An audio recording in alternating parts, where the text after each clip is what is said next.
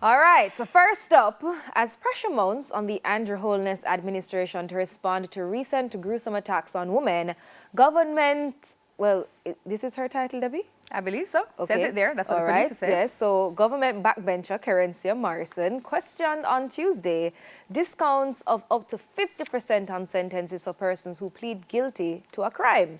Now, Morrison has the backing of the opposition leader Mark Golding, which could set the stage for a review of the law, which of course, is bound to provoke lawyers at the criminal bar who in 2015 hailed the move.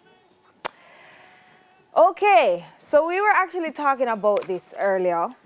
This has been the talk of the week, I think, why is it that if he comes out, gives his statement, confesses to doing what he actually did, it will just give him some sort of privilege then to a lesser sentence, lesser time. Why is it even giving him a sentence any at all? That's what persons are actually questioning. Like, why is my taxpayer money going to pay for this man to go into prison, eat how much meals a day, can go work out, exercise, have chance for reform? Like, why are we doing this? What is the sentence? It honestly depends, right? It honestly depends on a lot of different factors. I can't just come and say, oh, him going to get 10, 15, 20, 50, 35. I can't come and say that, right? Okay. So it really depends on a lot of factors. But if it is that he is saving the court's time, a lot of the time what happens is when you save the court's time, then, you get a gift for saving the Debbie court's says time? a gift. You get brownie points? Debbie says it's I'm a just gift. asking, you get brownie points for saving the court's time? When you save the court's time, you get some brownie points. Interesting. Okay. Yeah. Well, But, I'm just hoping that the law is reviewed and, you can unhail some things that no longer serve you.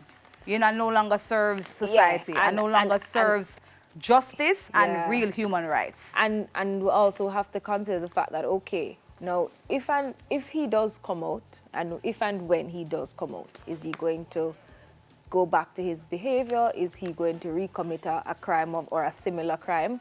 There are a lot of things that you want to consider.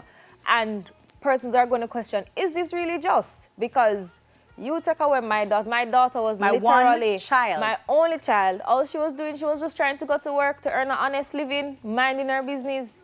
So you understand what I'm saying? There are a lot of things, and I think right now it has made not only women but society on a whole very tense.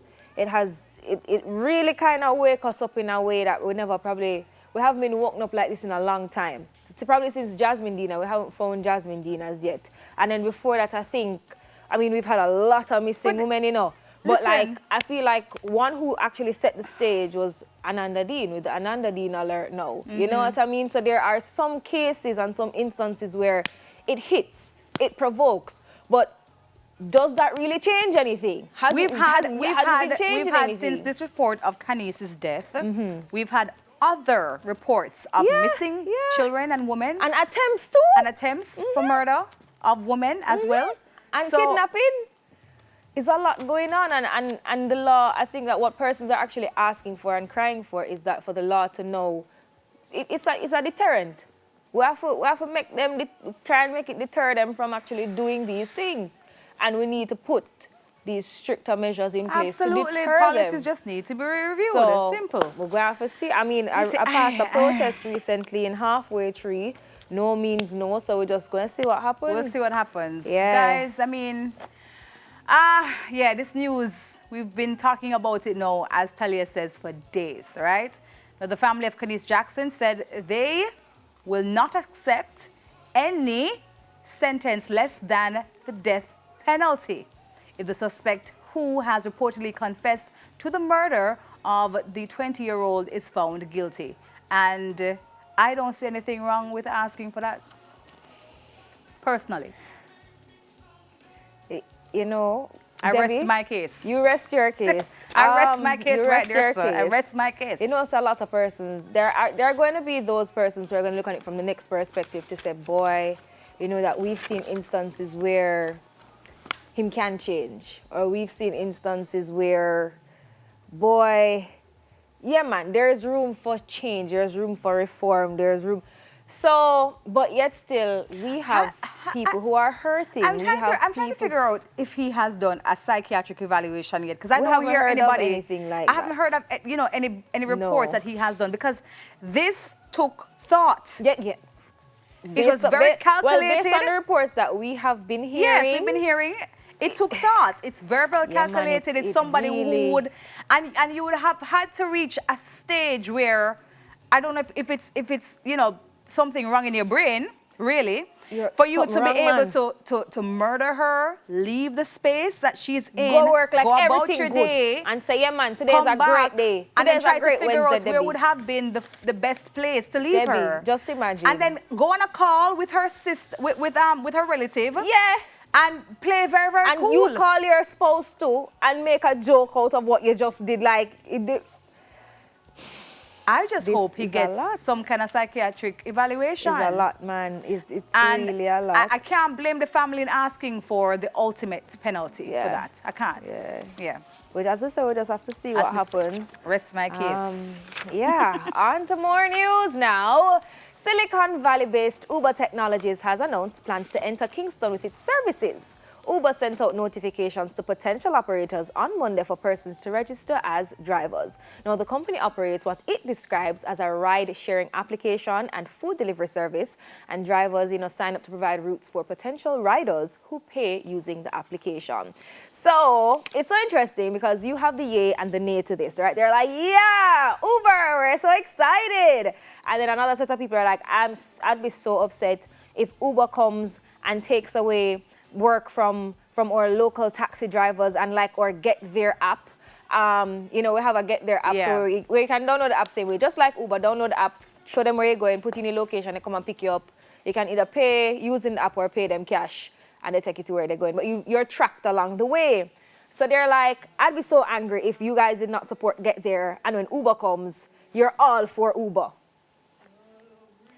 What's your take there? I don't know. I mean, we'll see. We'll see how it goes, because I've taken Uber when I travel. It's a good experience. It's very efficient.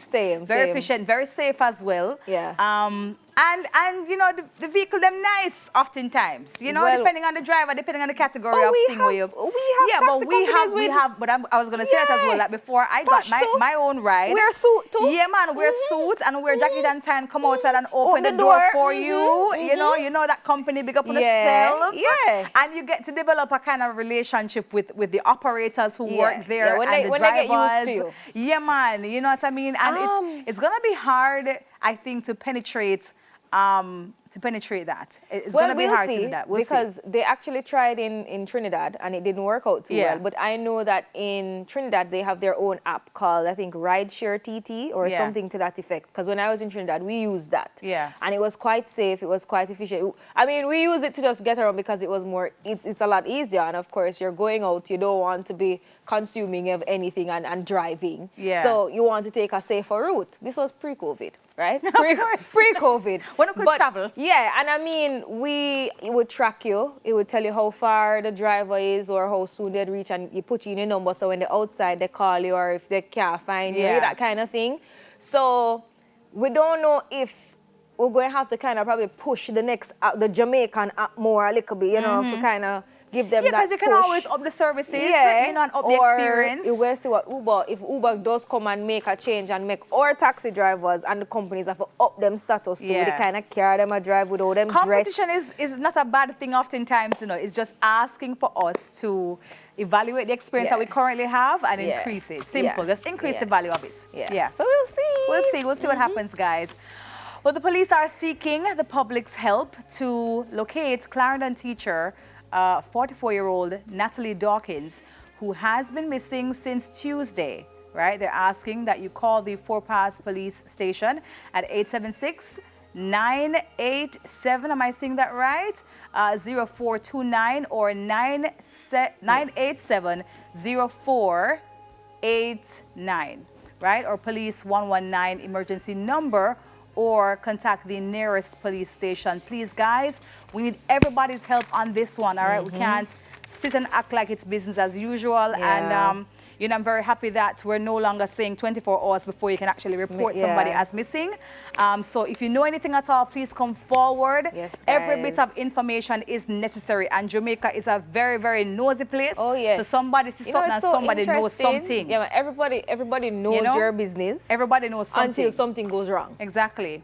Everybody knows but when something go wrong, nobody know nothing, nobody knows see nothing. And I think that's another thing that we also have to work on as a culture, where it's okay to share, to help. Yeah. It's okay to share. Because the thing is too, every single, it might seem a little bit, but every second counts. Yeah. Every single second counts, every hour counts.